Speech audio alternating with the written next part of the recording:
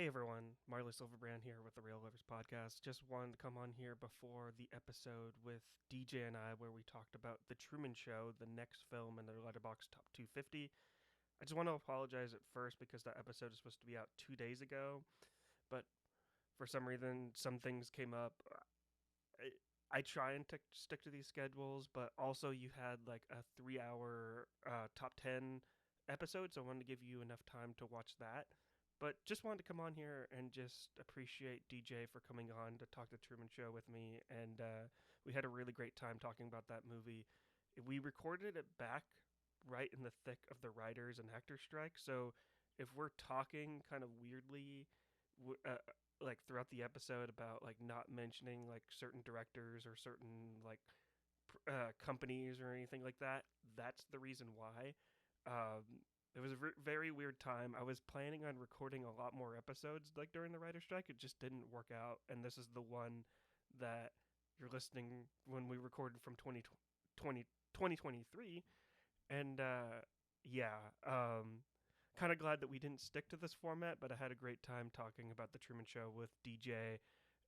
All the links in the description to go check him out. He's really funny on all social medias, and he's a really clever and brilliant writer as well. I hope to collaborate with him in the future. Um, since this episode is coming out late, since it should have been out on Friday, it should have been out about 2 weeks ago, but I had it planned to release on Friday. You're getting two episodes today. This episode will post, and then later throughout the day, you're getting my review of American Fiction, the new Cord Jefferson film starring Jeffrey Wright. I had a really great time talking with Cale Smith from the Youth Critic podcast about that. And it feels like a really perfect episode to just drop on Martin Luther King Day. And I hope everyone has a really great Martin Luther King Day as well. And yeah, so look forward to that review. But in the meantime, check out our discussion of the next movie in the Letterboxd Top 250 series, The Truman Show, directed by Peter Weir. We come to this feed for magic. We come to the Real Lovers Podcast to laugh, to cry, to converse. Because we need that. All of us. That indescribable feeling we get when the music begins to fade. And we go somewhere we've never been before. Somehow, heartbreak feels good in a place like this. Our hosts feel like the best of all of us, and discussions feel perfect and powerful. Because here, they are the Real Lovers Podcast. Comments are still headed. What else is on? Yeah, let's do what else is. Coming to you now from the largest studio ever constructed, it's The Truman Show!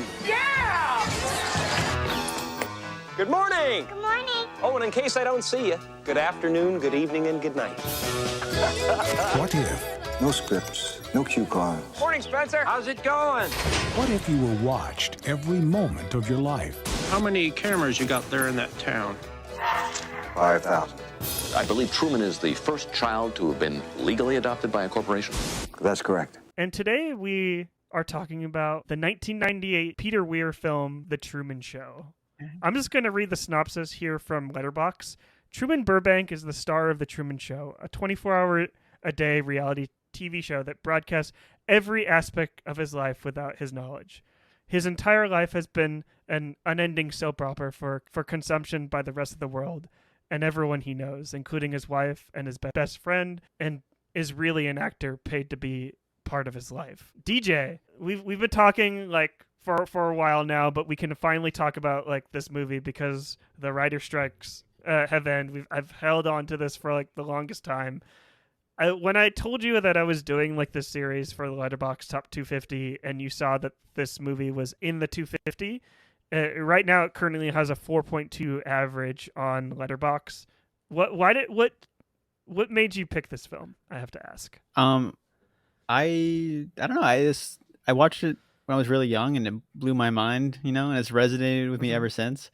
On rewatch though, it did go down a little bit just because I don't know. It's hard. It's one of those movies where you have seen it so many times and you know every bit of it that it's like, how much of it do you actually enjoy and how much are you just going through the motions again? But I still love Mhm. it. But yeah, no, it's a classic. Yeah, it's definitely a classic. And before, if you're listening to the first part of this podcast, like before the writer's strike, we talked a lot about like genres and how like Jim Carrey is a comedic actor, and how we like seeing like comedy actors kind of like go into like a dramatic performance. And I feel like Jim Carrey really kind of like stepped out of his element. And like even rewatching like this film, I've seen this film multiple times. I think I've Hmm. seen it like a total of 5 times. The first time I saw The Truman Show, I rented it from the library, and my mom actually picked it out for me, and I was like, what's this? This is stupid.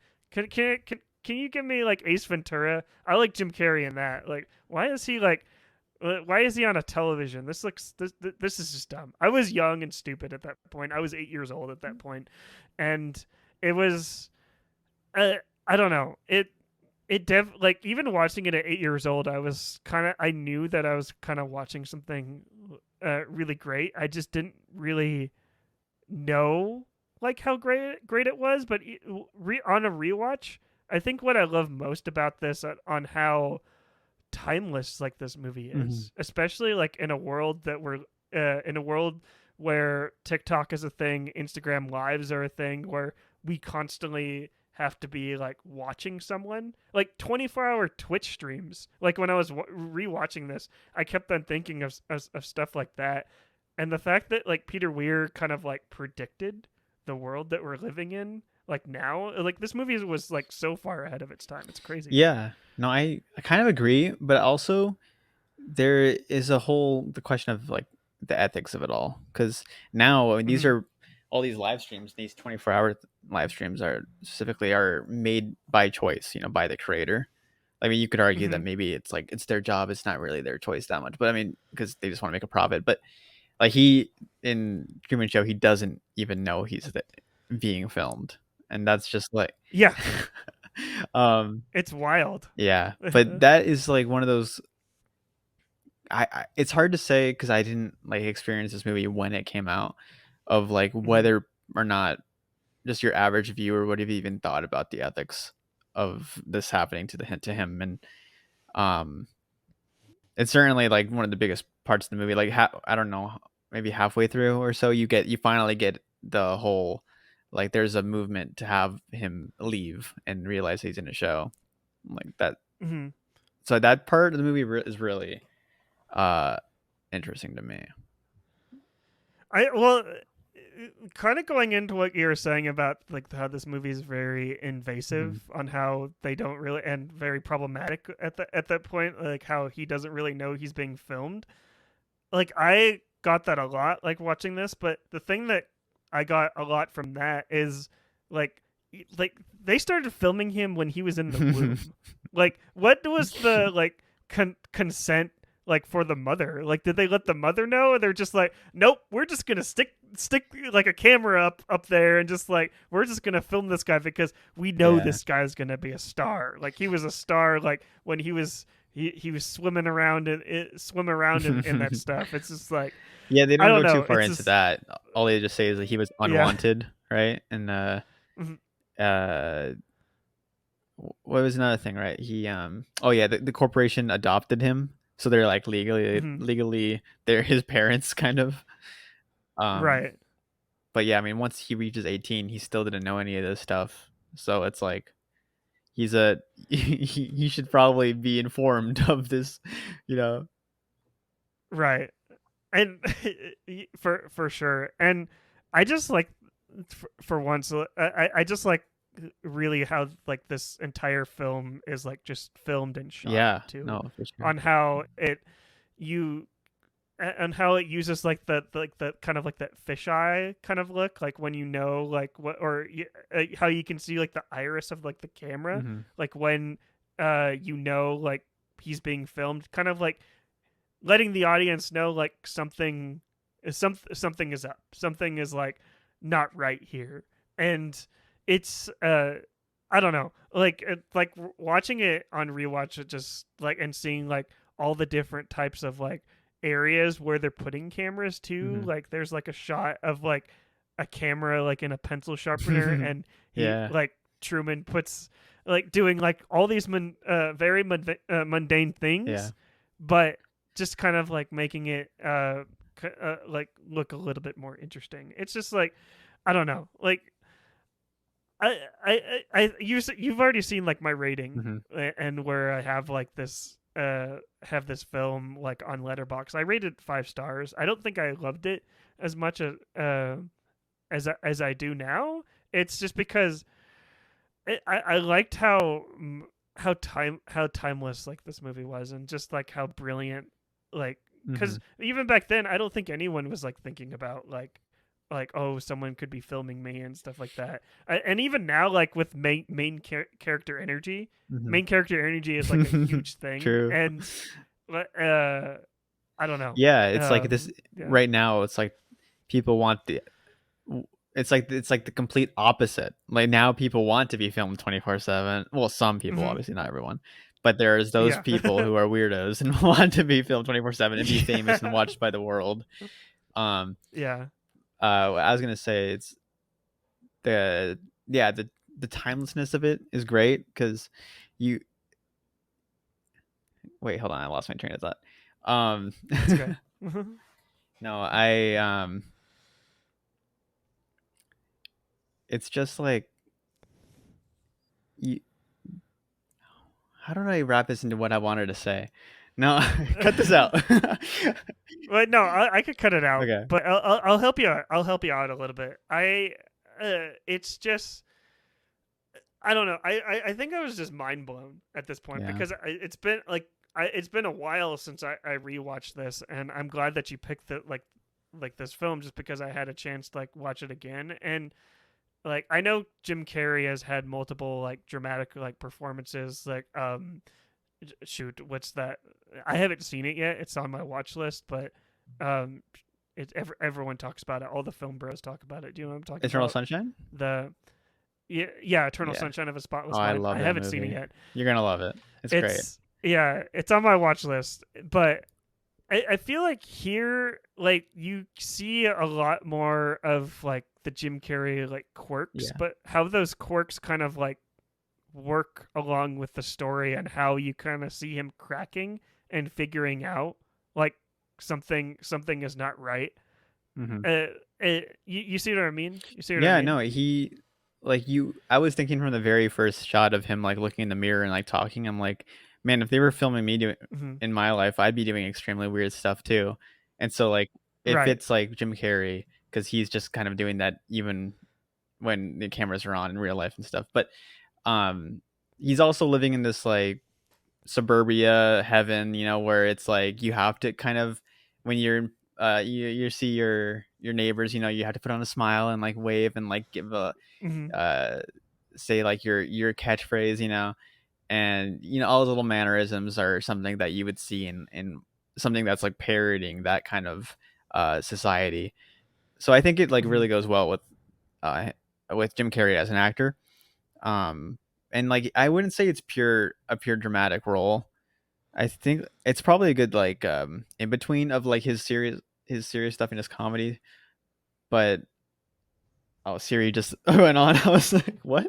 Oh, it's cool. It's cool. Siri always, whenever I say serious, it always comes Sir, on. Um, Siri has important things to say about the Truman Show. yeah, It's okay. It's okay. but I think I prefer him in both. Like like what you were saying earlier, like seeing a comedian in a dramatic role is amazing. And like, even though this isn't full Hmm. drama, like he's not going all out in the comedy. And Hmm. like, I don't think there's really any jokes or punchlines, but just like his quirks are, if you like Jim Carrey quirks, you're gonna think it's funny. But he's not trying to Yeah. make jokes like he is in his comedy movies. Yeah, and I just kind of like the whole mystery of like this movie, and how the audience is kind of like uh, there's a lot of like dramatic irony of like the audience like knowing like a Hmm. lot more than like what the character knows. But I love like I think it's like right towards the beginning of the movie, like when like when stuff starts going wrong, like on set, Hmm. like when the light Like almost falls, immediately like on as set, light falls. and yeah, and to be honest, like if that happened in real life, and then like and I didn't know I was being filmed, I'd be like, "What the hell is that?" And Yeah. it's just like it like almost knocked me out. And the way that like the way the writers kind of wrote around that, like in the movie and also like on like the show as well, on how he just turns on the radio and be like, "Oh, we had like uh space debris like from the satellite. Hmm. Hope everyone's okay," and stuff like that. I just like kind of how they're able to kind of like All the subliminal uh, messaging patch, and the yeah, how they're able to patches. patch it Yeah. up. Those Yeah, are and then always so cool to see and fun. I think that works for me for about half the movie. And then once mhm, everything kind of turns into chaos like super quick, and it's just about him like getting yeah, out. And then eventually by the third mhm, act, it's mainly just about the crew. And that stuff works for me. yeah, I think what I love most about this movie is seeing the outside world and their reactions to him. I find that so interesting. mhm, And even though there's like not really much going on, like you have like two ladies on a couch watching him, you have a guy in the bath, and the two security guards. But I don't know, just seeing like them cheering at the bar and like all that stuff just for him mhm, to get out was so fulfilling, you know. Um, and that was what was really getting me through the second half, because after it all goes into chaos, it's really just him running. And like mhm, I while that it is, you know, that can be intense, and like is he gonna make it, it doesn't seem like they kind of just went away to the crew so much that I was like, uh I don't know, I lost my I wasn't as invested as I was during the first half, I guess, because the first half is so fun seeing it all turn to crap, because you wanted him to get out, and you want this stuff to you want to see how they're going to patch up all these accidents and things. mhm. And then obviously seeing every now and then you cut back to the history, and like they reveal things that you were kind of wondering the whole time, like, so wait, when did he start this, like who's the mom, and you get to see his like romantic interests that kind of Mhm. sparks his need to go to Fiji. So I thought that was all really cool.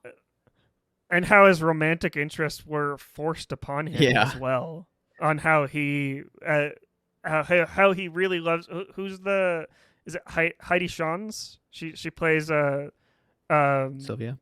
the Hmm. Sylvia, and then his actual quote unquote wife from like the show is Hmm. played by Laura Linney, which I know we've been talking a lot about Jim Carrey, but I feel She's like great. second Yeah. she's so great Yeah. because she has so much to do. She Yeah. has so much to do. Like she has to like sell products Yeah. for as her character, which is totally great, but also has to like be like Truman's wife, like Mhm. supporting wife, but also on the side of like the studio as well, where it's like, oh, you can't let him find out and stuff like that. Laura Linney did like an absolutely fantastic like job here, and like I feel like a 33-year-old 33-year-old as compared to like an 8-year-old, when I first saw that, I saw like the brilliance of her performance because all the hats that she had to Mhm. wear. And just also really funny, like the way she delivers all the commercials, like even in the worst possible situation, when he's like, you know, like at the counter, and she starts talking about the cocoa, and he's like, "What are you talking about?" It's just like, Right.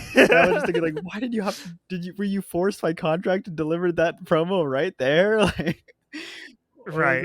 or was she just trying to get out of the situation? You don't know, but I mean, just all the zoom ins on that, they're always so funny.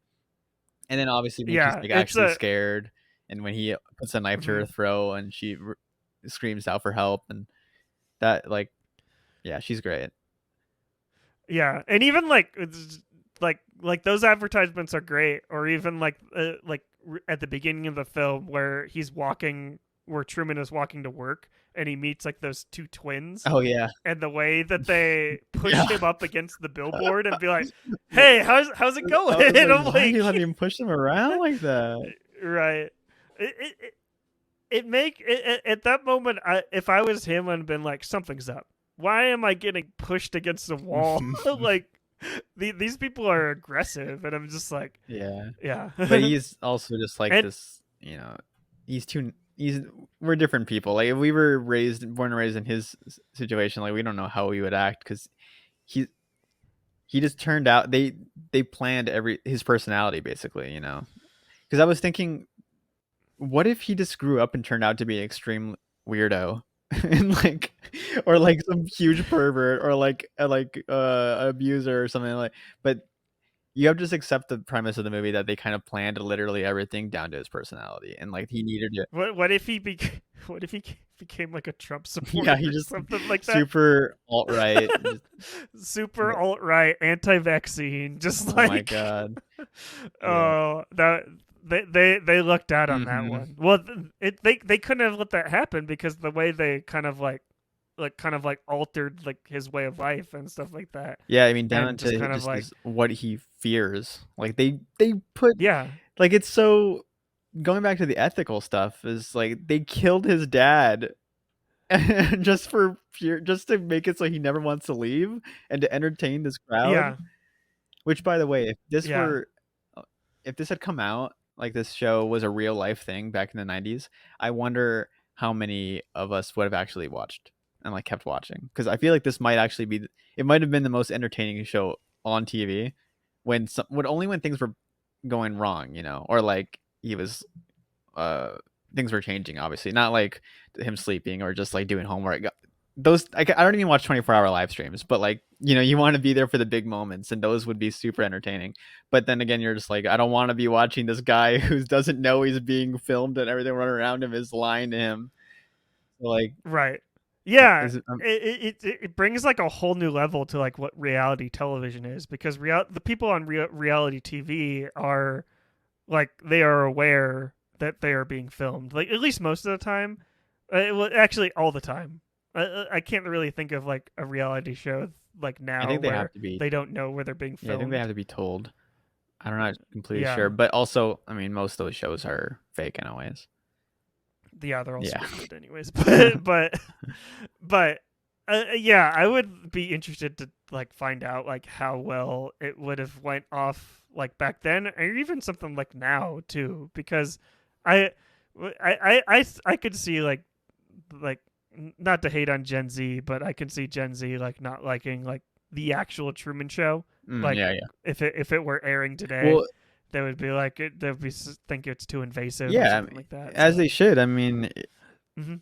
I'm thinking back to like when I was a kid and I'd watch those prank videos and be like laughing out loud and like loving them. And now I see them, I'm like, oh, this is gross. Like, stop pestering these people and Yeah, like filming them and leave them alone, But back then, it's like I was into that stuff.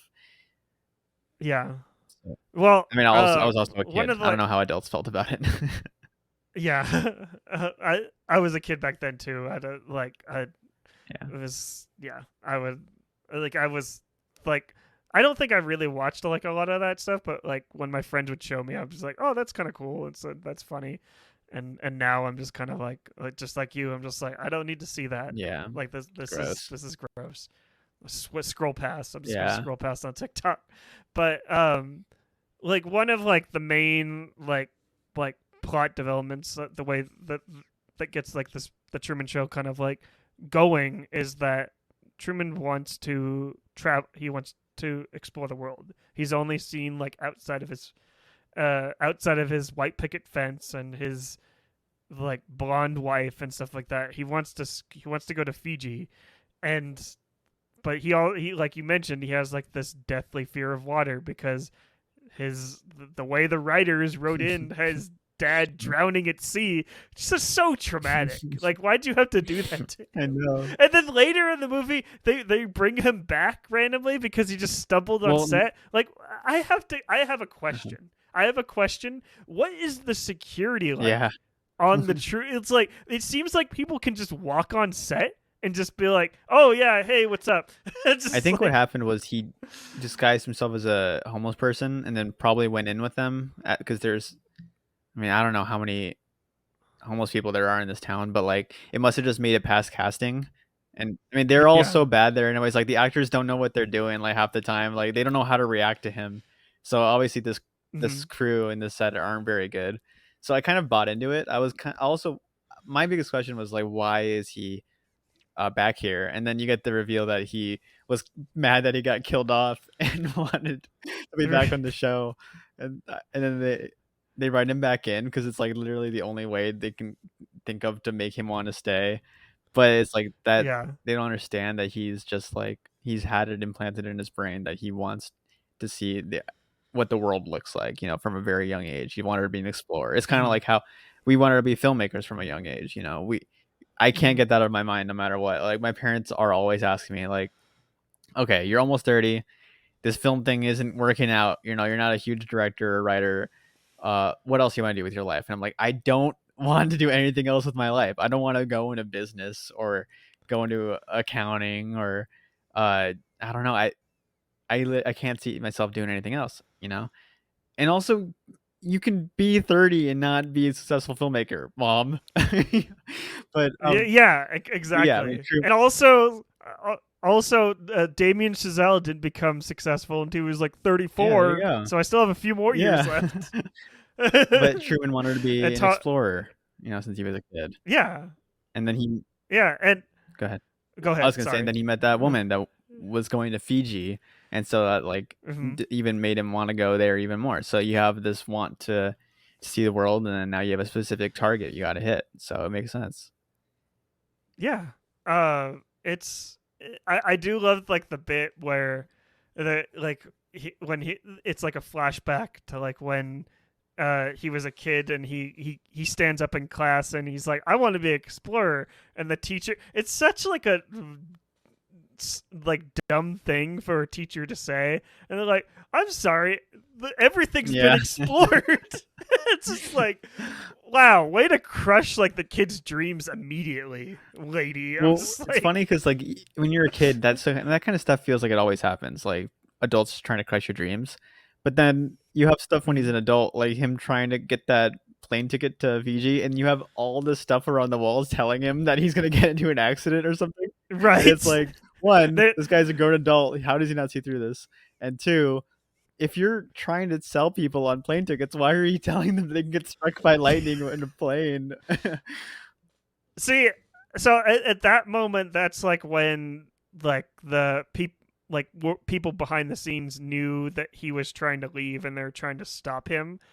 I like rewatching it now. I started noticing like what if like some poor PA was like running around to like all the sets trying to follow like Truman to like switch out like the posters like it was normal Oh before, yeah, and they're just like maybe. like one step ahead of him, and they're just putting up like these really bad like plane getting struck by lightning, which I've never heard of a plane getting struck by I think lightning. it's I'm just happened. like, I mean, it's probably rare, it but I think it's yeah, happened too, but as far as I know, flying is probably one of the more yeah. safer ways of travel. And Also, your point reminds me of when he's trying to see his wife at the hospital, and like you're like wondering like, okay, what's gonna be back there when he finally runs to the surgery room, and you see them like all ready, and like they're yeah, he's gonna make one incision, and you're like, is it gonna happen? Is it gonna happen?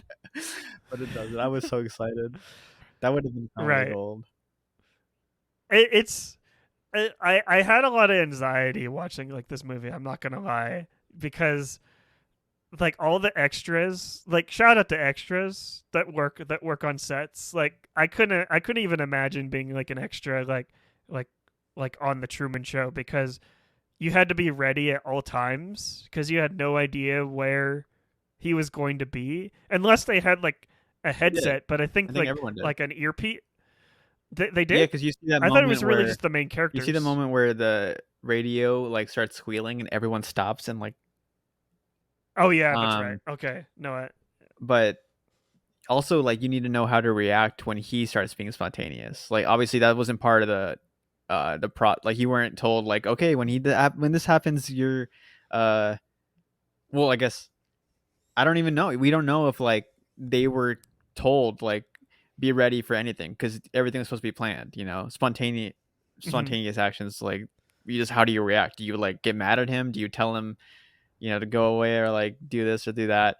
So like when he smacks the guy with with his handbag, you remember that?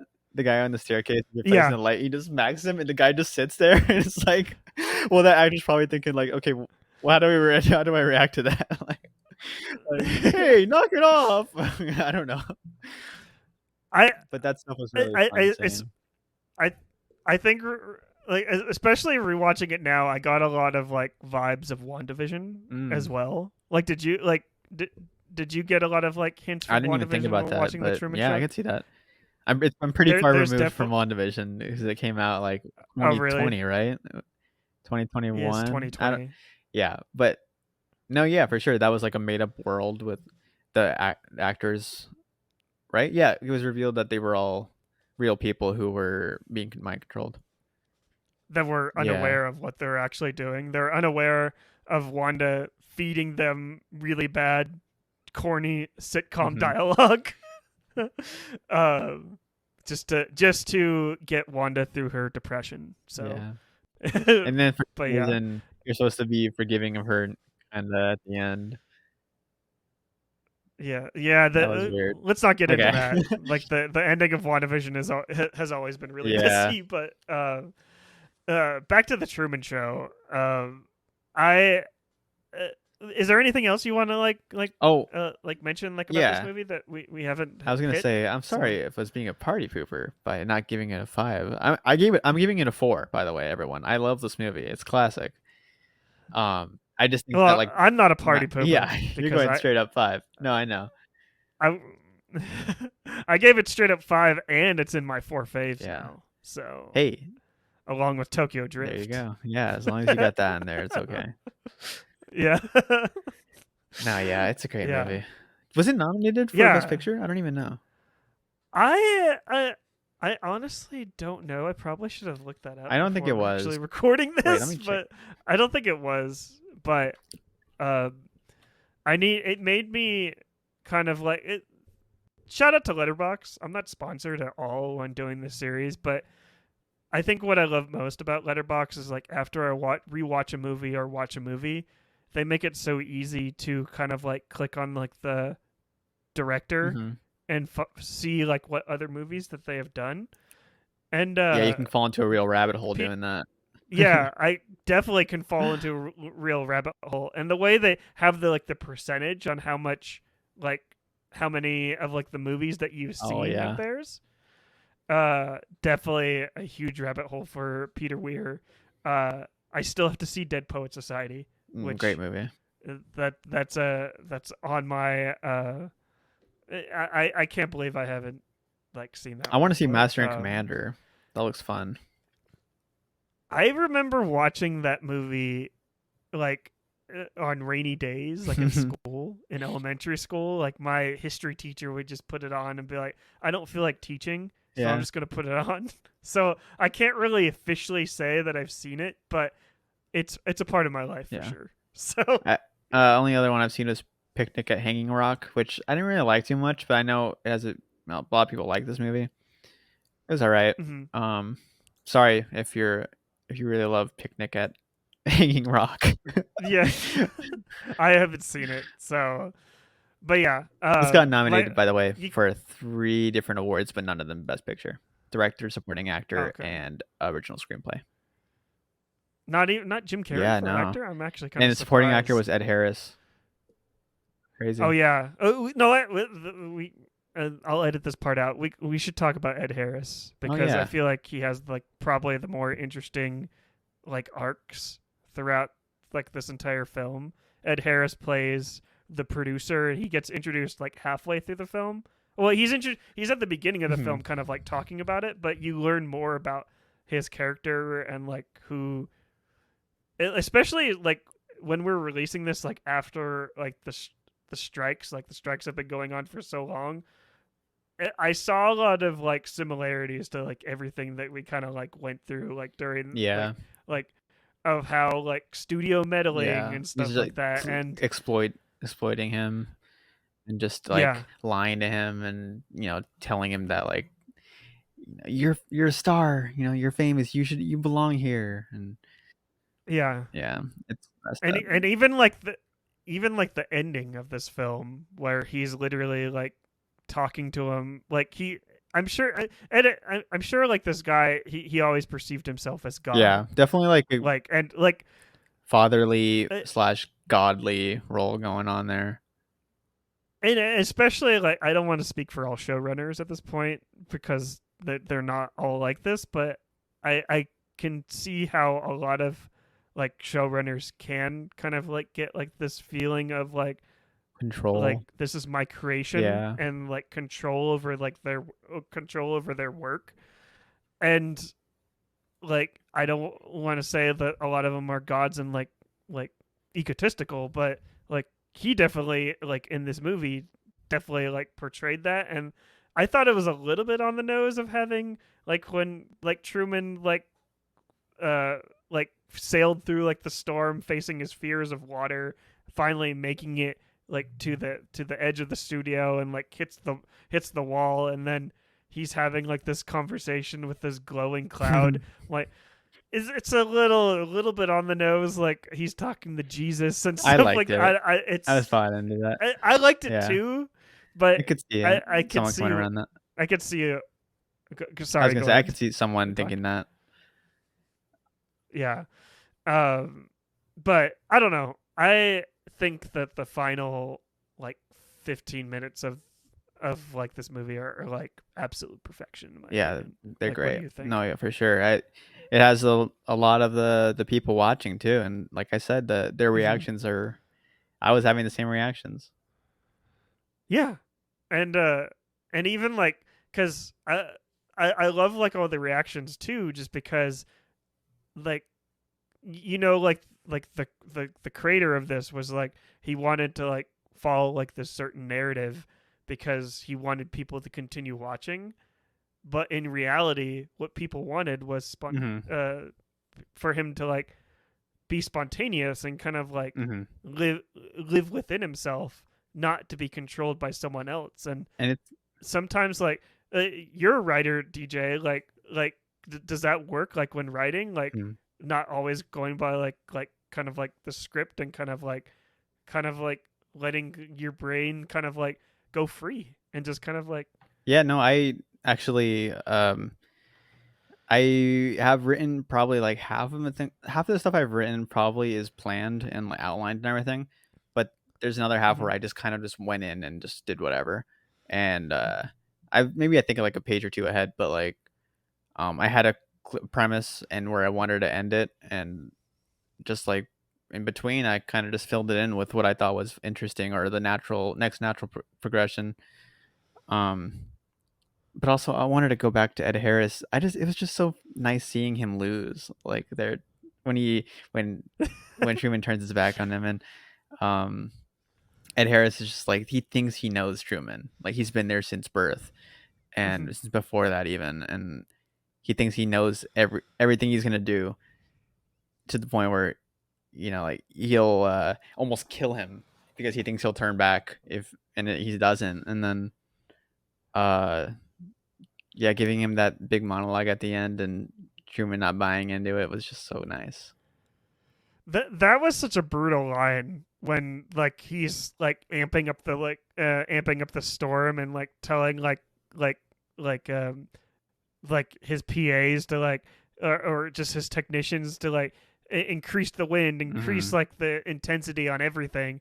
And they're like, "Oh, you're gonna kill him. You're gonna capsize like his boat. You're gonna drown." I'm like, and you're like, I brought him into this world. No, I could take him out. it And was I'm even like, better. He said, "You can't. You're gonna show him die in front of an audience or something." And he said, "Well, they watched his birth. Why not?" Or something like that. Along those lines. yeah, That was the cool. Great line. yeah, it's great line, but and delivery like by Ed Yeah. Harris. Like, but yeah, this film's incredible. Yeah, I love Like, it. I know you said it's only 4 stars, but you could still love a movie I still with love 4 stars. for sure. Oh, Yeah. sorry. In fact, I think more of my 4 star ratings are all movies that I love. I rarely have 5 stars. I kind of like Oh, really? give those out pretty conservatively, but Yeah, yeah. me too. Well, we love yeah. we love the Truman Thanks Show. for having me, man. Yeah. Thanks for being on. I've been trying to get you on for the longest time on the Real Livers podcast, and glad to talk the Truman Show on your inaugural episode. Yeah, but where could people find you? Yeah, you can find online, me DJ? on most social medias at DJ. That's DJ with 11 A's and then a Y. and and definitely go follow DJ on pretty much It's like all the TikTok, social medias. Twitter or X and Instagram. I think that's it. It's Twitter. It's Twitter. It's I not. know. Even it's Google not still says X. Twitter. Like sometimes I've noticed. Yeah. Whatever that website Yeah. is, like you said. But Gross. yeah. But thanks for being on. You could follow me at Marley Loves Film pretty much on all those social medias. TikTok, Instagram, YouTube, Twitter are the main ones, and you X. can hear me kind of. Just kidding. What if I actually got mad? Not I X. got upset. Not X. But yeah, you could find me just talking about movies, talking about family on all those platforms. You can listen to this podcast anywhere where you listen to podcasts: Spotify, Anchor, or Spotify for Podcasters, Stitcher, iTunes. Wherever you listen to podcasts, we're at. We're also on Patreon as well. For as little as $1, you can donate and support this show at the $1 level and get access to our community Discord and just bonus episodes and stuff like that. We're still kind of new in the Patreon part of like the show, but we're learning. We have some fun times over there in the Discord. So donate $1 and you'll get access to that Discord community, and we'll have fun and chat about movies over there. Just to give a little shout out to the people that donated so far. I got 2 patrons, Danielle and Kale Smith, two of my friends. So shout out to them that donated out. at the $1 more. So yeah. So if you want to get shouted out at the end of this podcast, just donate $1 and I'll shout you out. Anyways, for the Real Livers podcast, my name is Marley Silverbrand. I'm DJ. And in case we don't see you, good afternoon, good evening, and good night.